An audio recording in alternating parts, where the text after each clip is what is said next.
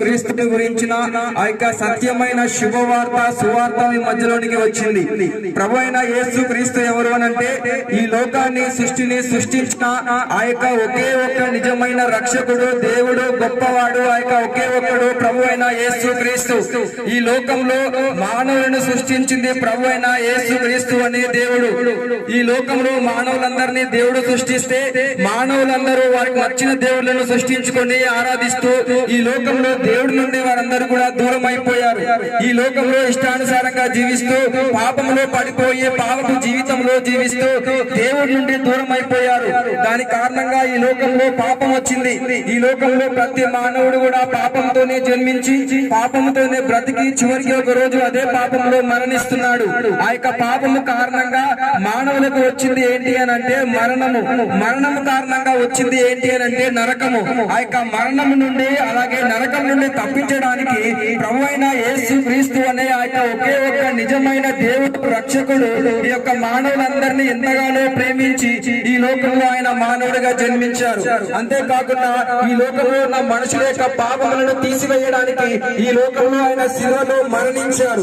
ఆయన శిలువలో మరణించి ఈ లోకంలో ఆయన రక్తము కార్చి ఆ యొక్క శిలువ బలియాగము ఆ యొక్క రక్తము ద్వారా మనుషుల పైన ఉన్న పాపాన్ని ఆయన తీసివేశాడు. ఆయన పాపాన్ని తీసివేసి ఆయన మరణించి 3వ రోజు తిరిగి లేచాడు. ఆయన మరణించి ఆయన సమాధిలో ఉండిపోలేదు, కానీ ఆయన మరణించి 3వ రోజు తిరిగి లేచాడు.